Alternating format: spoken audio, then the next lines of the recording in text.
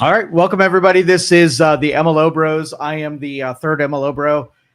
It's a snowy Tuesday morning, and usually you would have a normal host for this program, but they just decided that it was too dangerous for them to leave their houses. And they have the proper tools. I know Luke has a truck that has four-wheel drive, and it's just a death trap as far as he's concerned. So I'm going to just, because you were promised that they were going to have some kind of broadcast, I decided to go live for a couple minutes and excoriate the people who are too scared to come out in 3 inches of snow. Like, you live in fricking Ohio. Now, I'm telling you, like, I push back a lot on these guys. And in fact, if they would have shown up today, that we would have had a little discussion about how feminized and how the wussification of people are, that, everybody's looking for an out. Everybody's looking to take the day off, or I can't do my job or whatever. And so in ambush posture, just waiting for just enough obstacle for you to say, like, I just don't feel like risking it. My life is in peril. And I would not have a problem with that, so long that, you played it safe at any other time. But when it comes to working, and I found a way here. Like, I went 35 miles an hour on the freeway to get here. I left early, and I showed up on time because I'm responsible, and I'm true to my word when I say I'm going to show up, that I do.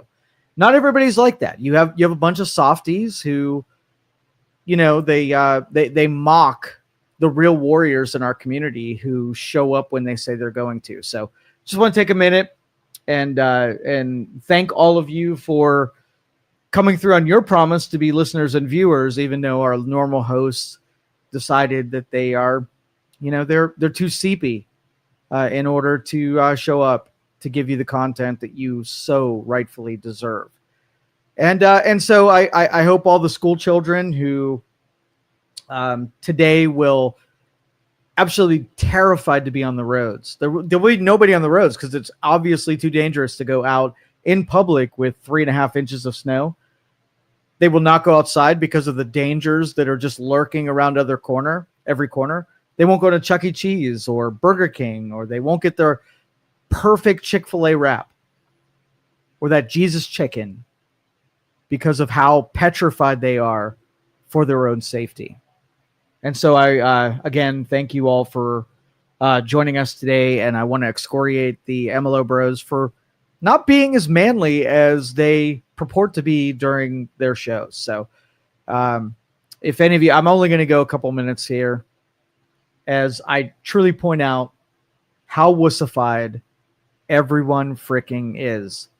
And there were my brethren on the freeway today, and they were also traveling at a safe speed for the road conditions, and they pulled into parking lots like they always do. And there was a little bit of snow, but you live in a frickin' Ohio, so you are comfortable and experienced in what to do. Like, what do you do? Oh my God, there's precipitation that is in a solid form that is falling on your driveway. What do I do? Can my car drive? Can I perform my job today? No, I cannot. I must stay home and sacrifice the economy because I'm just too freaking scared. Michael Hogan says Hogs would have filled in. Maybe next time. There are true warriors out amongst us, and those are the people that are protecting us. I was driving down the freeway this morning. There was a spin out. So maybe it's a little more dangerous than it normally is. People drive 65 when they shouldn't be, and they spun out. So there were 3 fire trucks that are on the side of the road saving the person that doesn't know how to compensate for the road conditions. And but those firefighters, they knew how to drive in the snow. They knew that they had to be there for the dummies in our society who obviously don't. So if you let me lay out, like, if I were to advise somebody on how to still show up for work on time, here's number one: get up earlier. Right? You know that weather's coming down. it was relayed to you, communicated with you properly, that you're going to drive slow on the way to work. Then you get in that front wheel drive vehicle and you just start going 15, 20 miles an hour. And everybody around you will say, you know what? You're a safety conscious person and you can make your way to work. Although, if you just feel like your life is too valuable to take that risk, then you're like, no, I'm not going to take that risk. And the rest of us will show up and freaking do our jobs.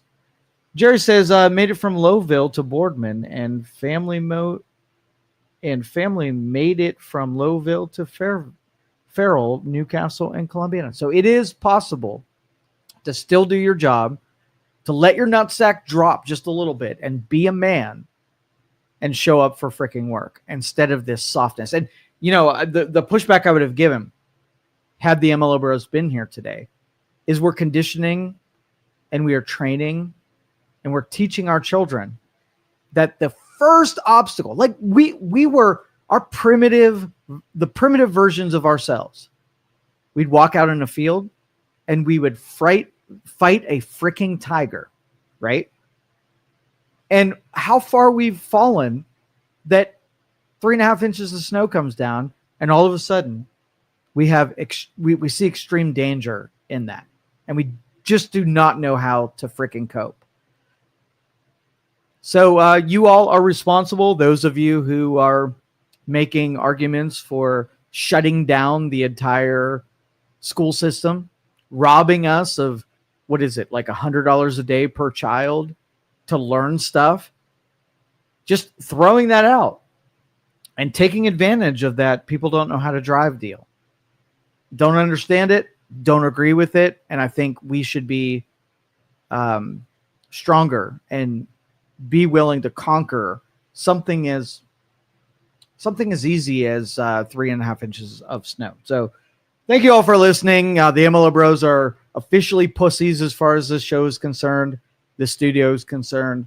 And just know when things get tough, they're just a no-show. And it's just a reality. It's a measurement that I can take right now because somehow Joe in his $30,000 Jeep Wrangler 4x4 turned on the 4-wheel drive and somehow at 7:00 found my way to this parking lot to do my freaking job. Carter Stone, no MLO Bros. No, they're pussies and they are too soft for a little bit of snow and they took advantage of the excuse to just not do any work today. So both of them right now I'm picturing in front of the game console and they are just playing video games today and completely confident in the fact that they didn't go uphill, bare feet, both ways in snow. And they're confident that you too will join them in the pussification of our entire society. Let's see. Luke isn't calling yet. No, I don't even have the phones on. So there's a rigid sacrifice. I think it's too dangerous to turn on the phones. So I'm just a little too afraid. This mouse click.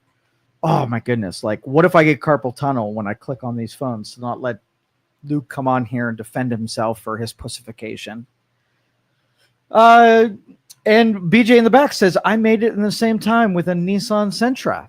Yeah. So Luke has a truck. So, like, here's the thing. Like, everybody who buys 4-wheel drive trucks, they're compensating for something, right? But you totally expect when it's their Super Bowl, when they can show you that their 4-wheel drive is better than yours, they get their ass in, they load up their sandbags, they put on their 4-wheel drive, and they freaking show up. But even those people, the dude driving down the road in a Hummer isn't thinking, like, how can I claim that I'm just scared today?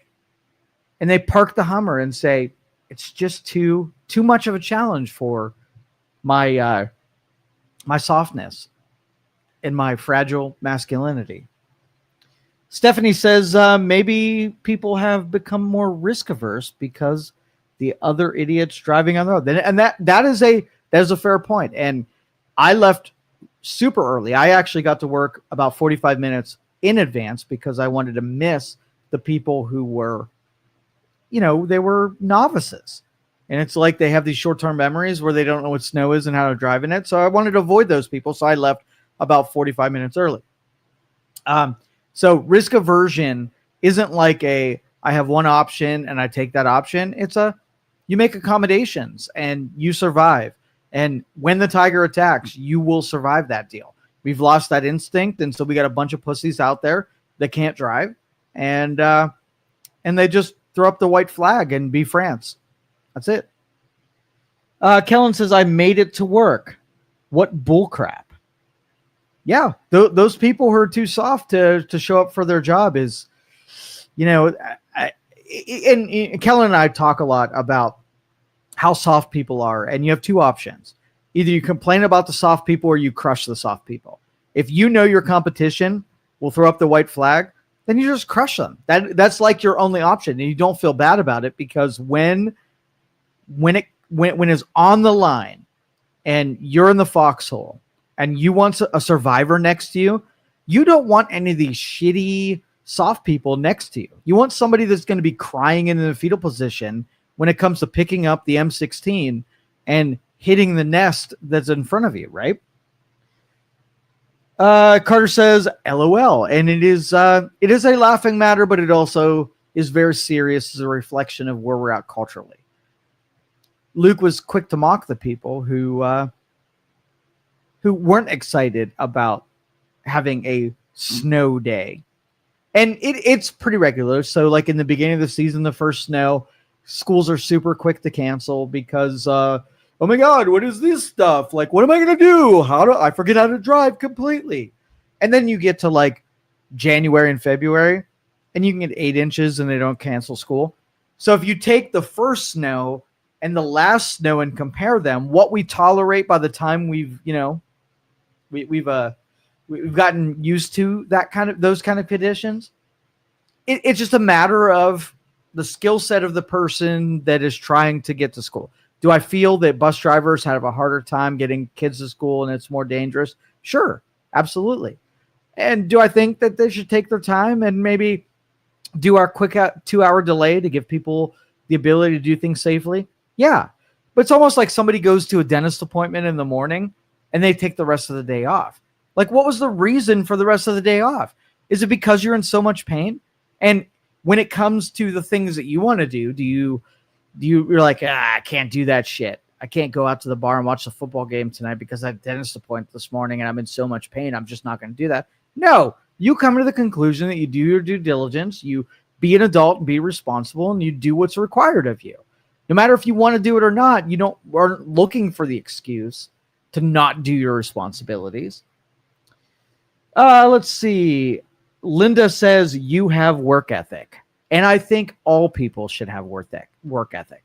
And it's only going to be a matter of time before AI comes on the scene and everybody starts contemplating like what I'm unwilling to do, the robots will do for me.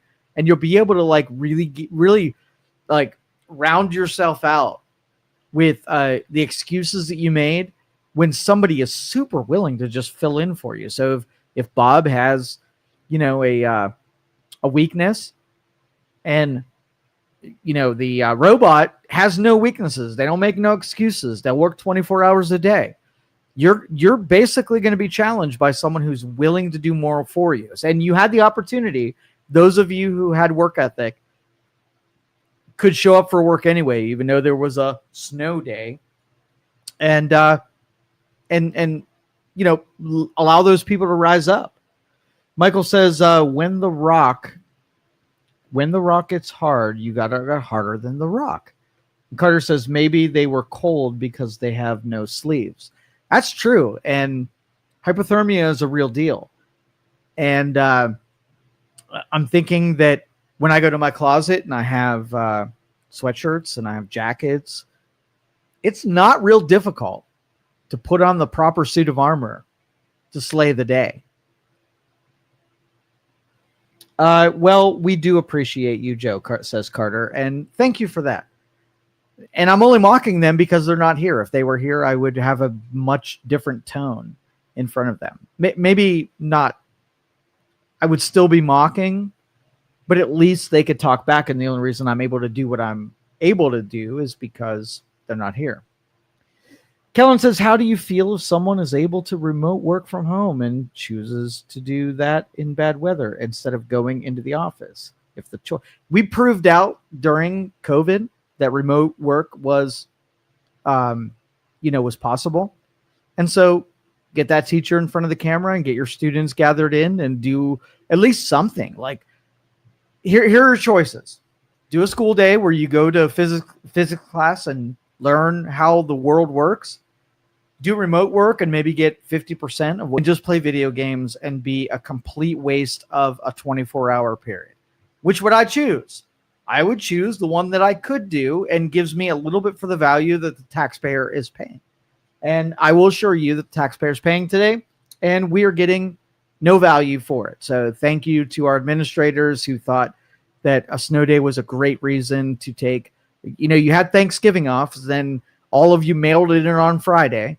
And then Monday you worked a half-assed day because you were just coming back. And now Tuesday you got a snow day. So it's like we've got 5 days, four business days of getting way less than we're paying for. So I hope you're happy.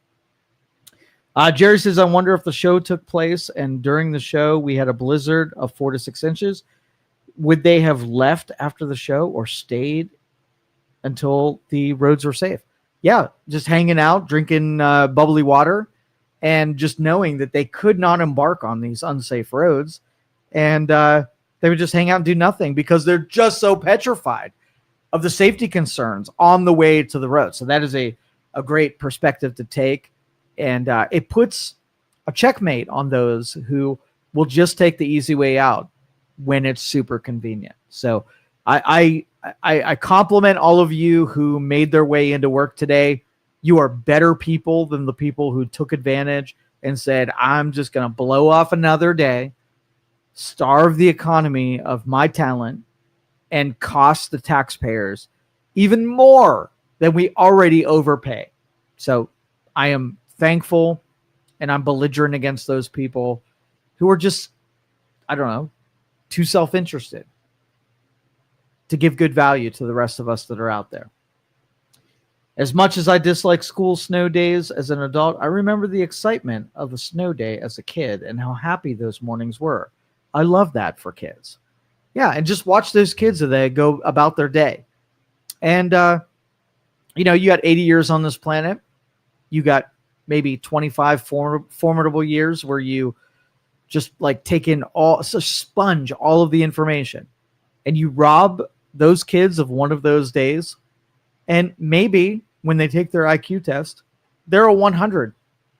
And thank those snow days for robbing them of the 50 extra genius points that they could have had if you wouldn't have put them in front of Fortnite or Minecraft or anything else that's going to rob them of the intellect that they could have had if you wouldn't have been able to see the danger in 3.5 inches of snow.